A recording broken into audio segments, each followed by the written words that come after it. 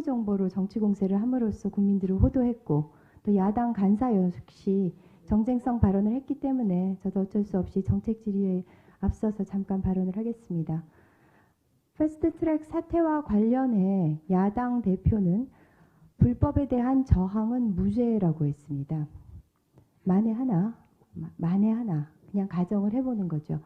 패트 당시의 사보임이 불법이라고 그냥 가정을 할 때 그에 대해 폭력을 행사하고 회의를 저지하는 건 정당할까요? 보세요. 그 70, 80년대 군부 독재의 불법에 맞서서 민주화 운동을 했던 인사들이요.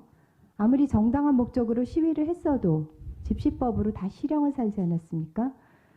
그 당시 공안검사로 이름을 날리면서 민주화 인사들을 감옥에 보냈던 분이 할 얘기는 아니라고 생각을 합니다.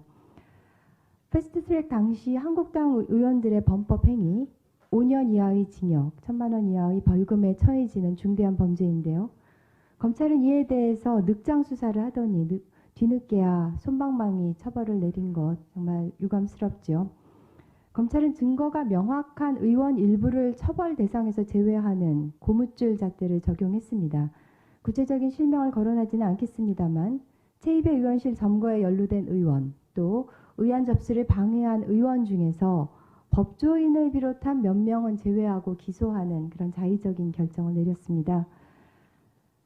불법 폭력으로 동물국회로 퇴행시킨 자유한국당 의원들은 봐주기 수사를 한 데 반해서 더불어민주당에 대해서는 정치 보복에 가까운 수사 결과를 내놨죠. 공수처법이 통과되고 나니까 민주당의 사개특위 의원들을 콕 찍어서 기소나 약식 기소를 했습니다.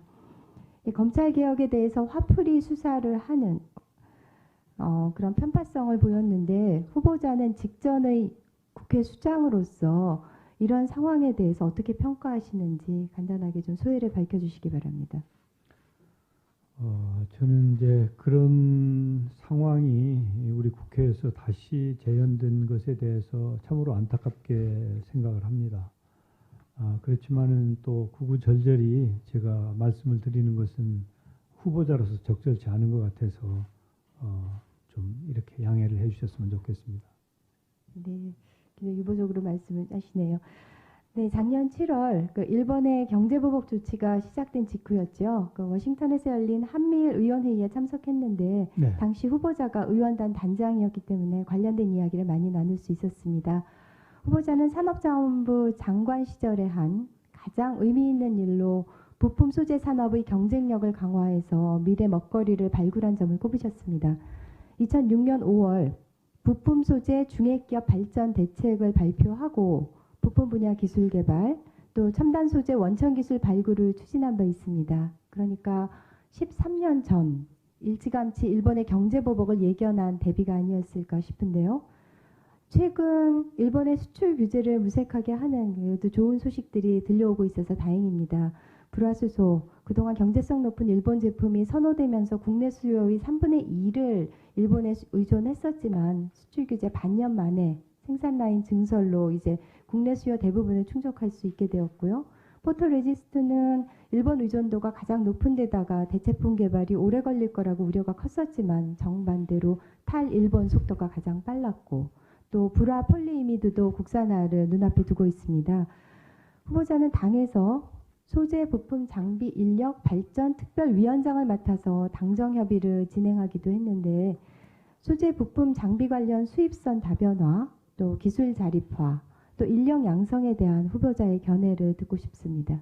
네, 제가 말씀하신 것처럼 2006년도 산자부에 있을 때 부품 소재, 그때는 이제 장비까지는 들어가지 않고 그냥 부품 소재라고 얘기했습니다. 부품 소재 자립을 하지 않으면 그러면 우리가 재주는 곰이 넘고 돈은 딴 사람이 챙기는, 딴 나라가 챙기는 거 아니냐 하는 문제의식에서 적극 노력을 했죠. 그때는 자동차나 선박의 경우에도 국산화율이 굉장히 낮았습니다. 그런데 그 이후에 많은 노력을 거쳐서 지금은 이제 자동차나 선박 같은 것은 거의 국산화가 완성이 되었죠.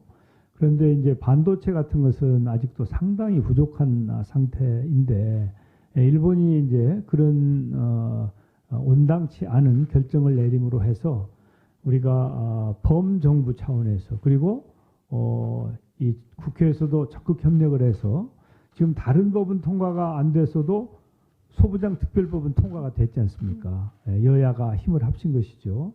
그래서 저는 오히려 전화위복의 계기가 될 수 있다 이렇게 생각합니다. 금방 위원님께서 말씀하신 것처럼 몇몇 세 가지 종목에 대해서는 이미 해결책이 나왔고 그것 말고도 한 100여 품목에 대해서 가능하면 빠른 시간 내에 우리 스스로 자립을 하든지 수입선 다변화 등을 통해서 좀 이 위험을 리스크를 분산해야 되겠다고 하는 정책을 추진하고 있고요.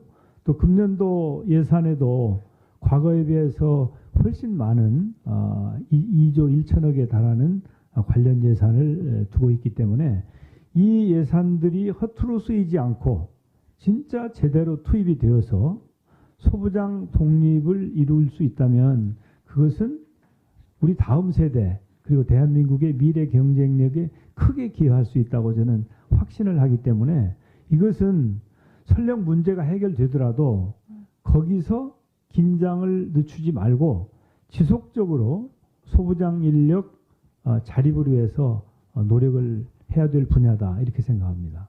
네, 국무총리로서도 전력을 다해 주시기 바랍니다. 2020년 새벽 벽두부터 중국발 미세먼지가 한반도를 뒤덮었습니다. 미먼이라고 하죠. 그런 줄임말이 익숙할 정도로 미세먼지는 우리 일상에 영향을 미치는 주요 이슈가 됐는데요. 문재인 정부가 나름 노력은 하고 있죠. 그 미세먼지 해결을 위한 범국가 기구인 국가기후환경회의가 있고 또 국무총리 산하에 미세먼지 대책 특별위원회가 있습니다. 미세먼지 대책 특별위원회는 미세먼지법에 따라서 작년 2월 민관 합동으로 출범을 한 이래 총 20번의 회의를 열면서 나름 적극적으로 일하고 있습니다. 그리고 국무총리 소속으로 미세먼지 기획단이라는 조직도 두고 있습니다. 작년에 전국의 유치원, 학교에 공기정화 설비를 설치했고 또 영유아, 노인, 장애인 이용 시설에도 공기정화 설비를 지원한 것은 가장 큰 성과라고 볼 수가 있는데요. 지난 12월 한중 환경부 장관이 청천계획 MOU를 통해서 양국 간 대기질 예보 정보 공유 시스템을 구축한 것, 그리고 또 한중일 과학기술 장관회의를 7년 만에 열어서 세계 국가가 과학기술을 이용해서 미세먼지 등 동북아 공동 문제를 해결하기로 한 것도 성과라고 생각을 합니다. 그래서 제가 한 가지 제안을 드리려고 하는데요. 우리나라의 일평균 초미세먼지 권고 기준은 35 마이크로그램 per 세제곱미터인데 WHO 기준은 25입니다. 그래서 초미세먼지 기준을 최소한 WHO 수준으로 강화하는 것도 좀 적극적으로 검토해 주셨으면 하는데 그에 대한 입장 그리고 또 미세먼지 대책에 대해서도 좀 소견을 발표해 주시기 바랍니다. 예, 미세먼지는 이제 우리 국내 요인도 있고 네. 또 해외 요인도 있지 않습니까? 그리고 또 대기 정체 이런 것들이 이제 삼박자가 함께 작용을 해가지고 미세먼지에 어려움을 주고 있는데 아마 국민들께서 일상생활을 하시면서 가장 시급하게 해결했으면 하는 과제 중에 하나가 미세먼지라고 생각을 합니다. 그래서 우선은 국내에서 우리가 줄일 수 있는 것은 최대한 노력을 해야 되겠죠. 일본 같은 경우도 보니까 오래전부터 미세먼지를 줄이는 노력을 끊임없이 해왔더라고요. 그래서 이 부분에 관해서는 국민에게 좀 숨 쉴 수 있도록 해드려야 되겠다. 그런 차원에서 국내 요인을 줄이는 노력을 적극적으로 하면서 이미 중국이라든지 다른 해외 요인에 대해서도 논의를 시작했기 때문에 그 논의도 빨리 성숙시켜서 국내외가 함께 미세먼지를 줄일 수 있도록 노력을 해야 되겠다 이렇게 생각하고요. 이제 그 기준을 이제 국제 기준에 맞추는 게 어떠냐 하는 부분은 사실은 작년입니까 재작년입니까 기준을 한번 상향을 했죠. 그랬는데 또 이제 글로벌 수준에는 못 미치는데 일단 현재 우리가 정해놓은 수준의 그 목표부터 좀 달성을 하고 그 다음에 조금 더 강화하는 게 어떨까? 왜냐하면 또 뭐 이렇게 목표를 세워놓고 그걸 달성하는 재미가 있어야 또 더 좀 적극적으로 할 거 아니겠습니까? 그렇지만은 하여튼 하루빨리 현재 우리가 목표로 두고 있는 그 목적지에 도달하기 위해서 최선을 다하도록 그렇게 하겠습니다. 네. 네, 성일정 의원님 의사진행 발언하시죠. 네, 후보자님 아까 그 답변을 하실 때요.